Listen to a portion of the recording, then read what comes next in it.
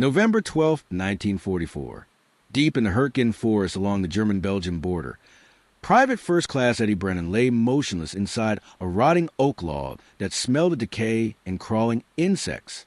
The log had fallen years earlier, its interior hollowed by time and nature into a cavity just large enough for a man to squeeze inside if he didn't mind the claustrophobia and the complete darkness. Eddie had been inside for 6 hours, watching through a gap in the rotted wood as a German machine gun crew established an ambush position exactly where intelligence had predicted. His orders were explicit: observe and report. Do not engage. Baker Company would advance through the sector at dawn, and command needed accurate information about enemy positions before committing troops to what everyone knew would be a meat grinder. The Hurtgen forest had already consumed thousands of American lives, its dense trees and muddy trails turning every advance into desperate close quarters fighting where visibility measured in yards and survival measured in seconds. Eddie's mission was reconnaissance, gathering intelligence that would help Baker Company navigate the killing ground. But as he watched the Germans position their MG-42 machine gun to create a perfect crossfire with another position he had spotted 200 yards to the north, Eddie understood that reporting this information wouldn't save anyone. By the time Baker Company received his report and adjusted their advance, the Germans would have repositioned or the tactical situation would have changed. His company would walk into the ambush anyway, and men would die because he had followed orders instead of taking the shot. Eddie Brennan grew up in the mountains of West Virginia, where hunting wasn't sport but survival for families that measured prosperity in whether they had meat for winter. He learned to shoot before he could read, mastering his father's ancient rifle through thousands of hours in forests where deer were smart enough that only patience and perfect stillness brought success. While other boys played baseball and talked about radio programs, Eddie spent days alone in the woods, studying how animals moved and how they detected threats, learning that invisibility wasn't about camouflage but about becoming part of the landscape so completely that nothing recognized you as different or dangerous. His father taught him that the best hunters didn't chase prey. They positioned themselves where prey would come and then waited with inhuman patience. That lesson shaped everything Eddie understood about survival. Don't move unless movement serves purpose. Don't shoot unless the shot matters.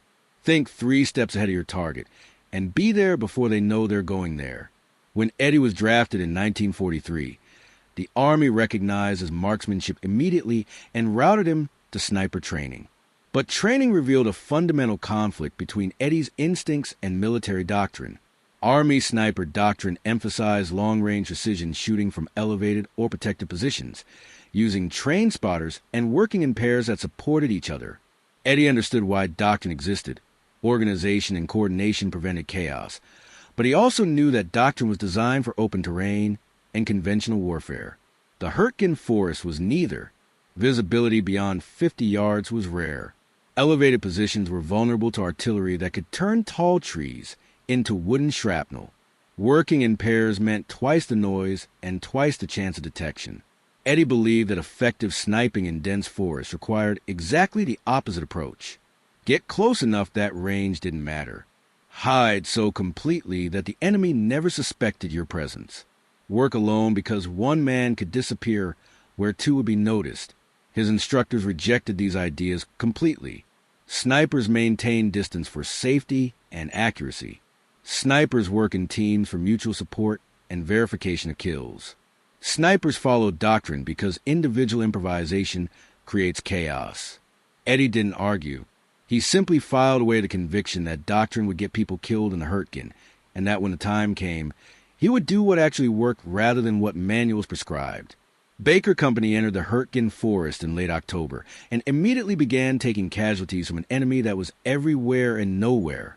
German defenders knew every trail and clearing, had pre-positioned machine guns and mortars to cover every possible approach, and used the forest itself as weapon.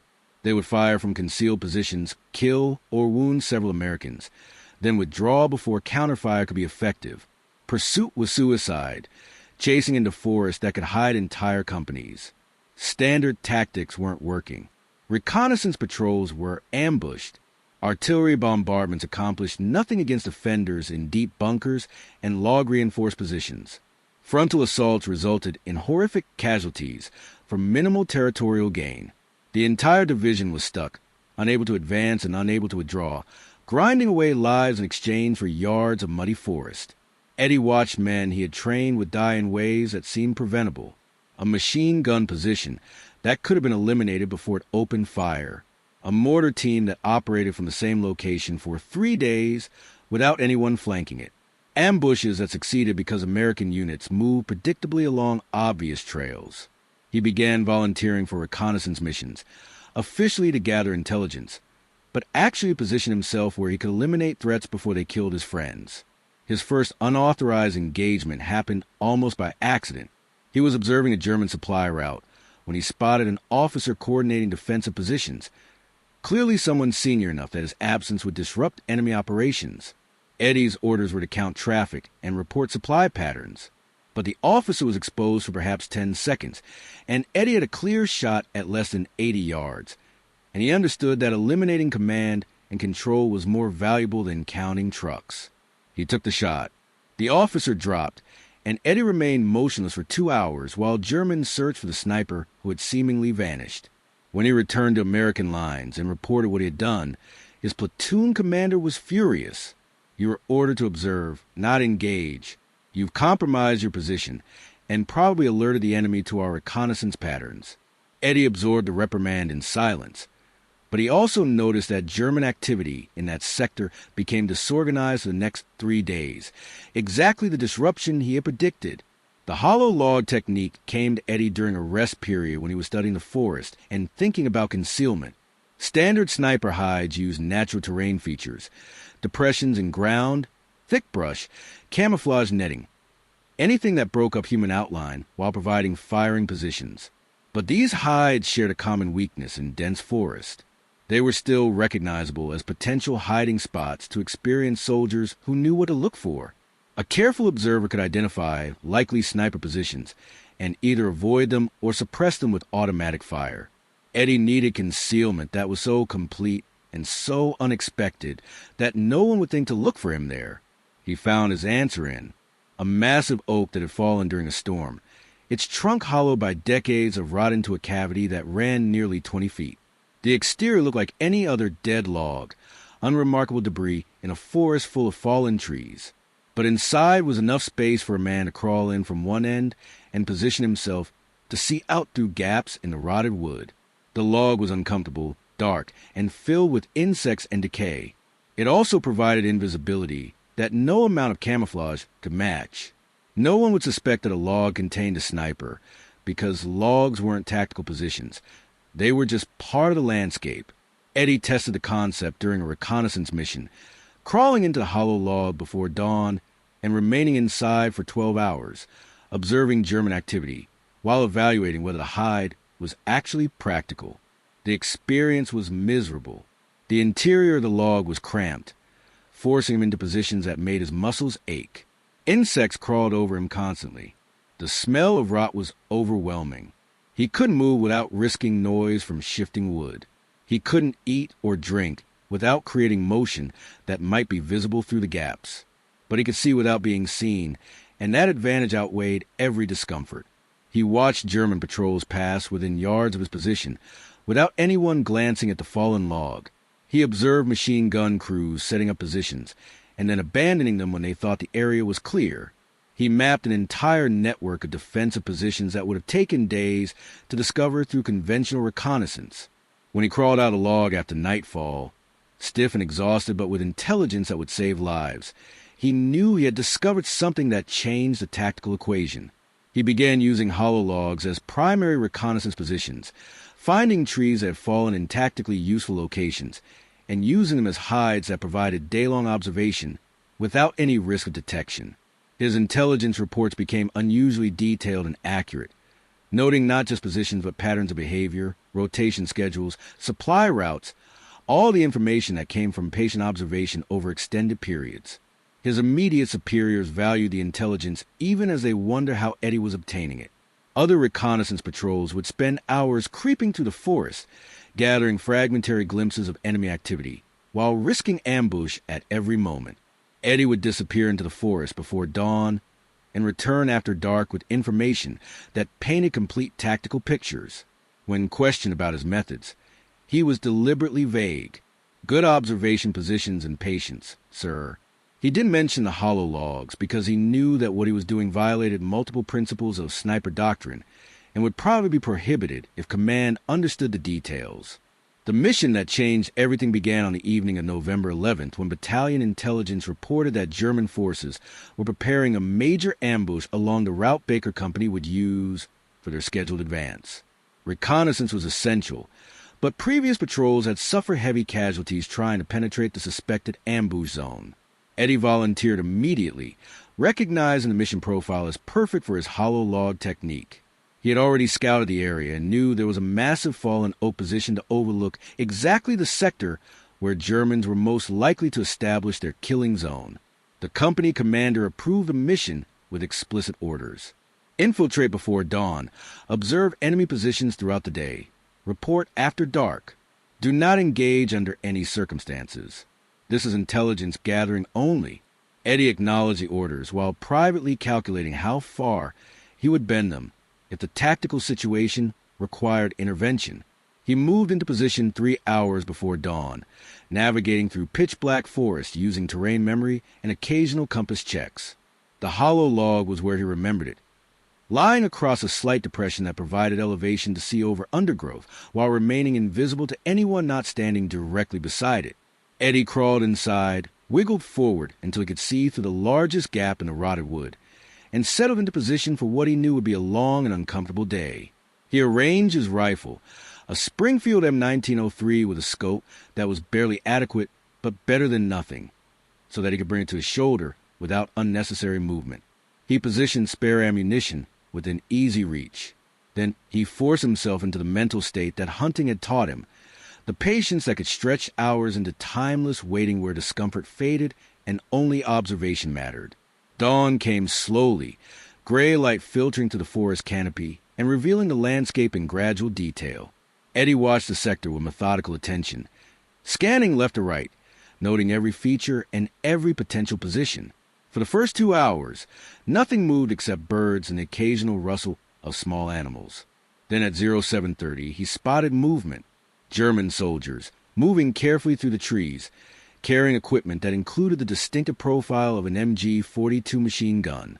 Eddie counted 6 men, a standard machine gun crew with gun team, ammunition bearers, and security. They were positioning themselves exactly where intelligence had predicted, setting up the machine gun to cover the trail Baker Company would use, citing it with professional competence that suggested experienced soldiers who knew exactly how to create killing zones. Eddie watched them work, mentally logging every detail. Gun position, fields of fire, dead space where attackers might find cover, likely withdrawal routes. This was exactly the intelligence his orders required him to gather. But as the Germans finished their setup and settled into waiting positions, Eddie spotted something that turned observation into crisis. A second machine gun team was moving into position 200 yards north, setting up to create intersecting fields of fire that would catch Baker Company in a crossfire from which there would be no escape. The tactical situation was now absolutely clear. Baker Company's planned advance would bring them directly into a coordinated ambush by 2 machine gun positions that could deliver overlapping fire across the entire trail. The company would take devastating casualties in the first seconds of contact, probably losing a dozen men before anyone could find cover. Even if they survived the initial contact, they would be pinned down in a killing zone where German mortars could finish them. Standard doctrine said Eddie should observe, gather complete intelligence, and report after dark so that command could adjust the attack plan. But Eddie knew military bureaucracy well enough to understand that his report would be analyzed, discussed, and probably acted on 24 hours later, by which time Baker Company would already be committed to the advance, and the intelligence would be useless. Men would die tomorrow morning because he had followed orders today. Eddie made his decision in the same calm, analytical way he had made hunting decisions in West Virginia forests. The moral calculus was simple. Disobeying orders might result in disciplinary action against him. Following orders would certainly result in descent 1,500 feet per minute, maintain precise spacing.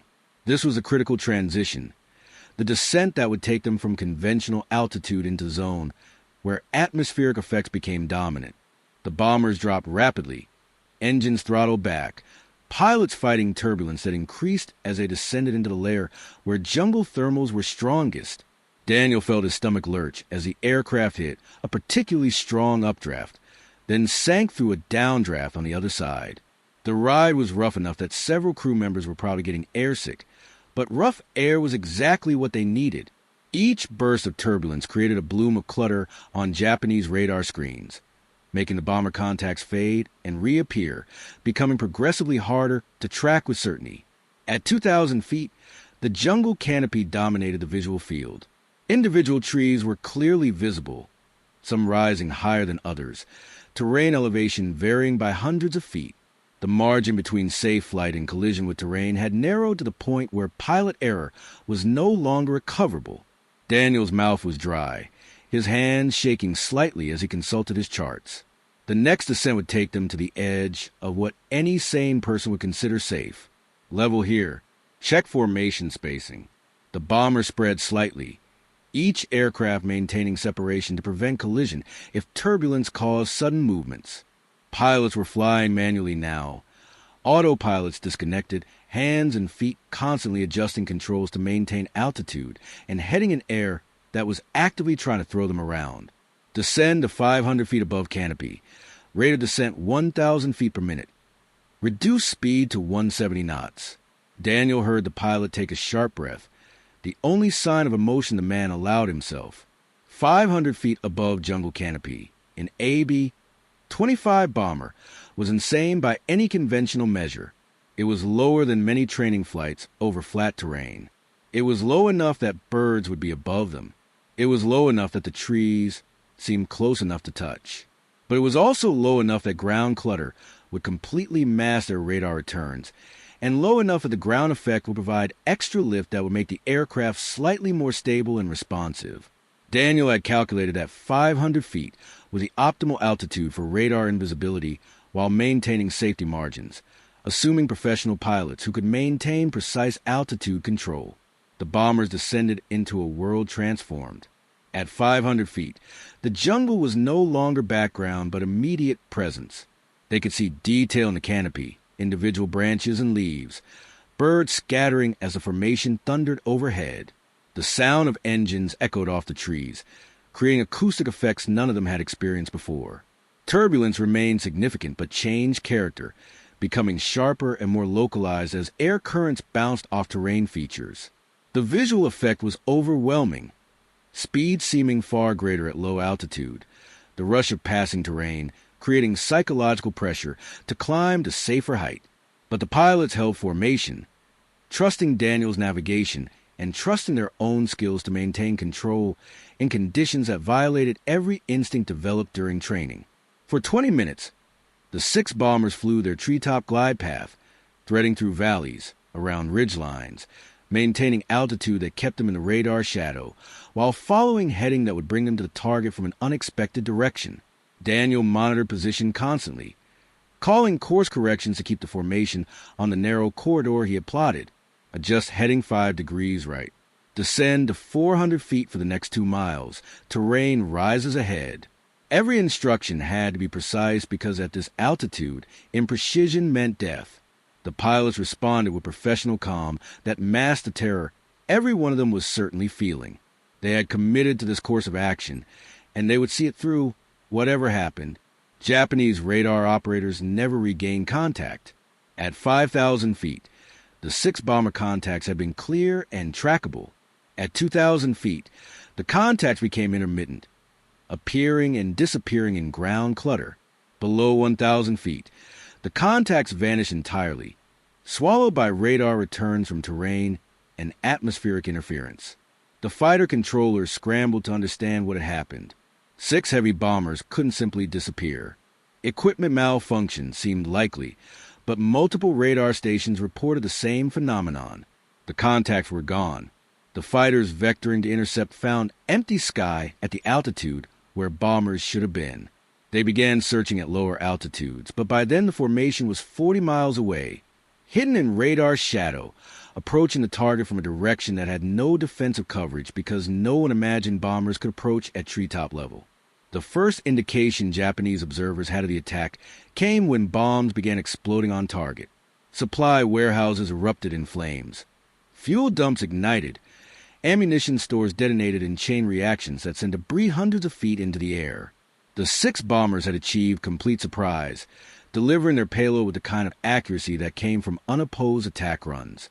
By the time defensive fire began, the formation was already withdrawing, climbing back to medium altitude now that surprise was no longer necessary.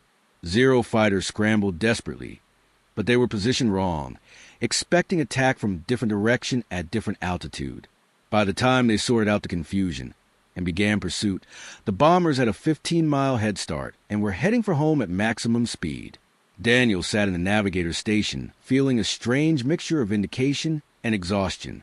His forbidden glide path had worked exactly as calculated. The formation had penetrated enemy defenses without detection, delivered their attack, and escaped without loss. But he also understood the cost of what they had done. For 20 minutes, 42 men had flown at altitude where mistakes were fatal, trusting calculations and theory that had never been tested in actual conditions. They had been lucky.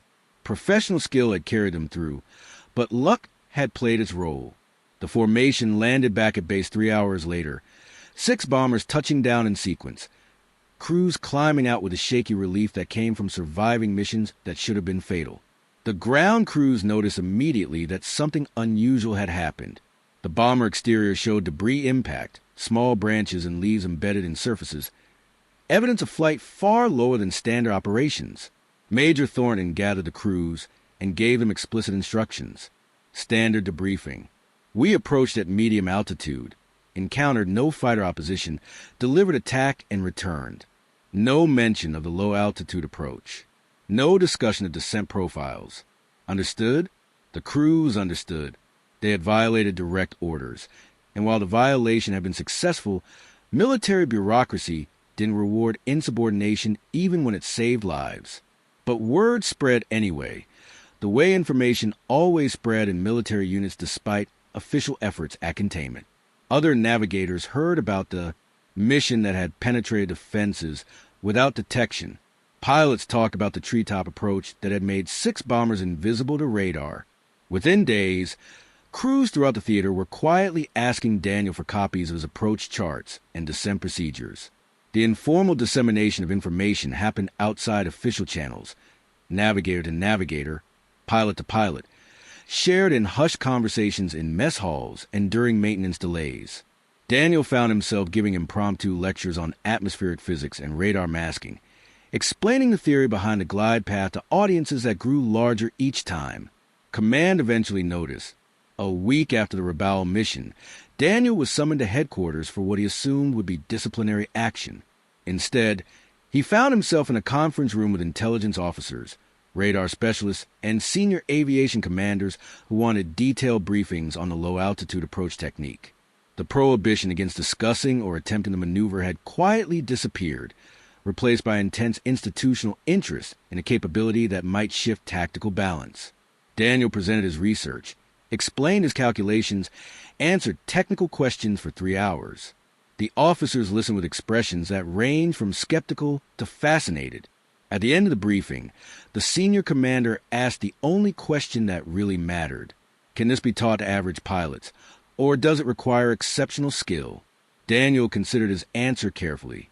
The technique requires precision and discipline, but not superhuman ability. With proper training and detailed approach charts, competent pilots can execute it safely.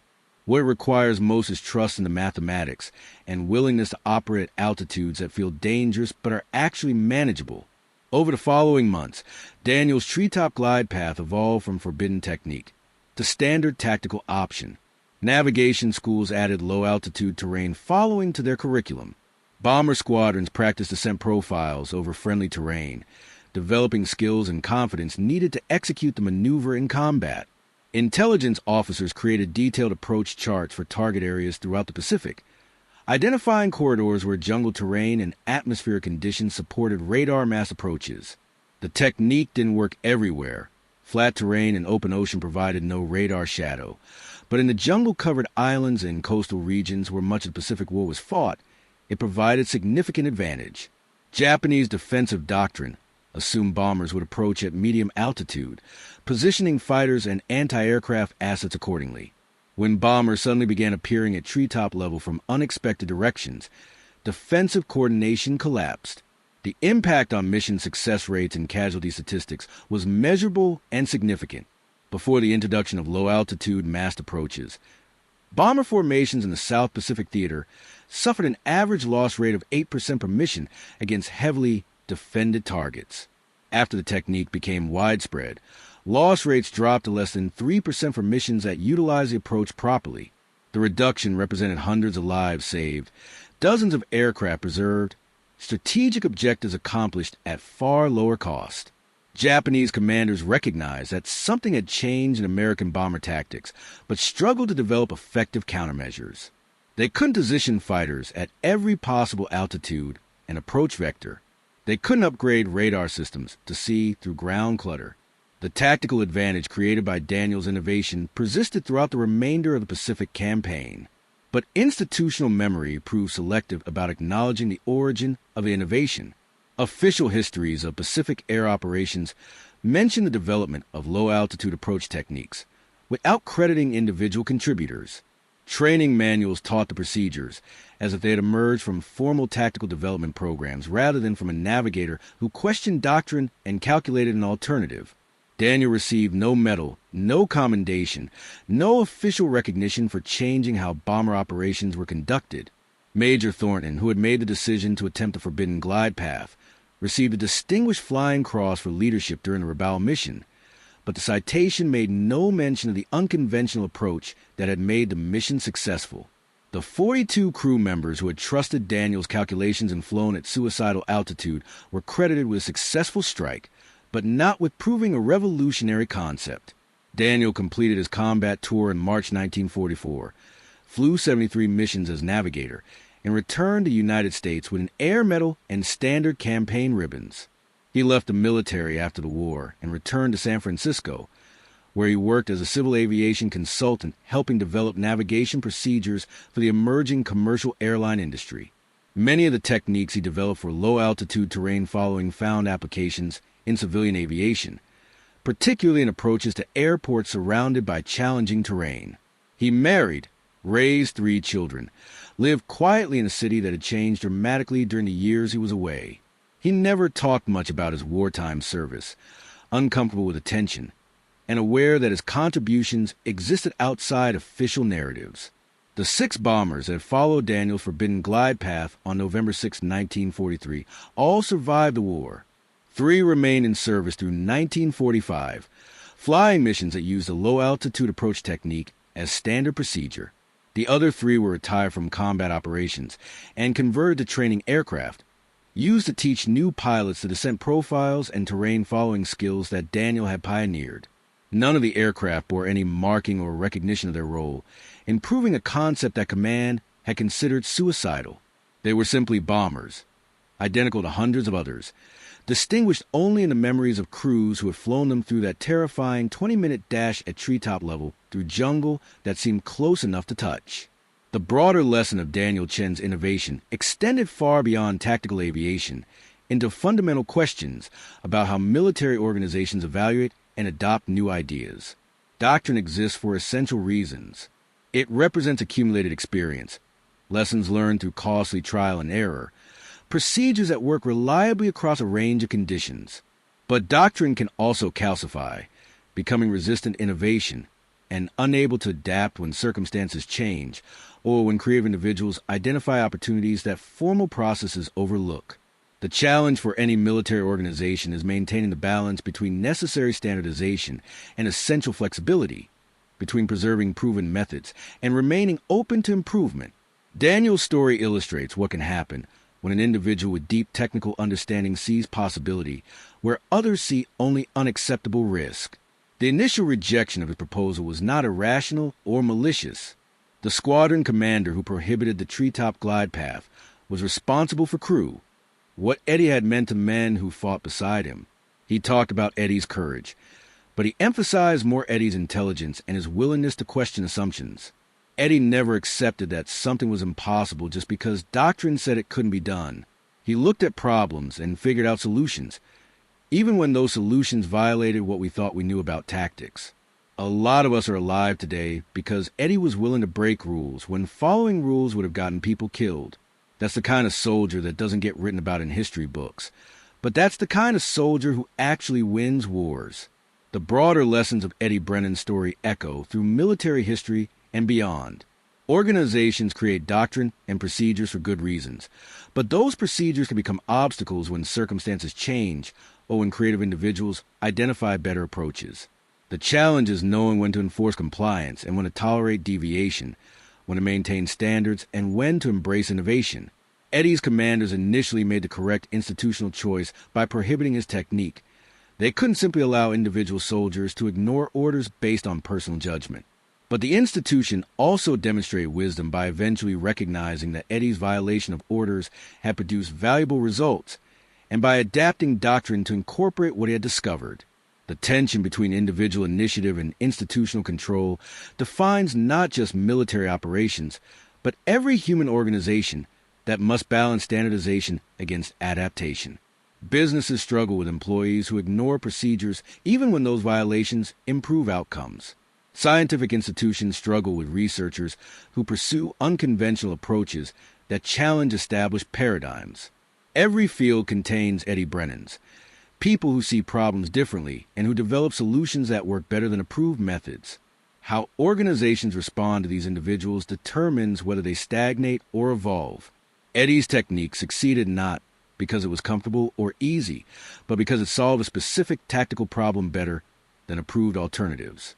The misery of lying in a rotting log for 12 hours was irrelevant compared to the advantage of complete invisibility. The violation of doctrine was irrelevant compared to the result of eliminated threats and saved lives. Eddie understood what many people never grasp, that comfort and compliance are luxuries that matter less than effectiveness. He was willing to be uncomfortable, willing to violate orders, willing to accept punishment, all because he calculated that the alternative meant watching friends die. That kind of moral clarity and personal courage operates outside the frameworks that organizations use to manage behavior, which is exactly why organizations struggle to accommodate it. The 14 Germans who died because Eddie broke protocol and took unauthorized shots were soldiers serving their country just as Eddie served his. War reduces complex humans to tactical problems, enemies to eliminate rather than people to understand. Eddie never expressed any satisfaction about the men he killed, never celebrated his confirmed kills, or collected the kind of statistics that some snipers use to build reputations. He simply did what seemed necessary to protect his company, and then he lived with the knowledge of what he had done. The psychological cost of those decisions remained private, something he carried alone through 50 years of peacetime life in forests that looked similar to Hurtgen, but that held no hidden enemies and required no calculations about who lived and who died. The hollow log that Eddie used for his most significant engagement probably rotted away decades ago, returned to soil and forest ecology, indistinguishable from thousands of other fallen trees. No marker identifies a location. No memorial acknowledges what happened there. The forest has reclaimed the battlefield, covering over the scars and the evidence of desperate combat fought tree by tree. But the tactical innovation that Eddie developed inside that anonymous log continues to shape how military forces approach concealment and reconnaissance. Every sniper who trains in expedient natural concealment positions unknowingly builds on foundations that Eddie laid when he crawled into darkness and discovered that invisibility was the ultimate weapon. His name may be forgotten, but his legacy endures in the soldiers who survived because someone 70 years ago refused to accept that doctrine was more important than protecting his friends. That's the kind of contribution that matters more than recognition, the kind of heroism that doesn't require acknowledgement to have meaning.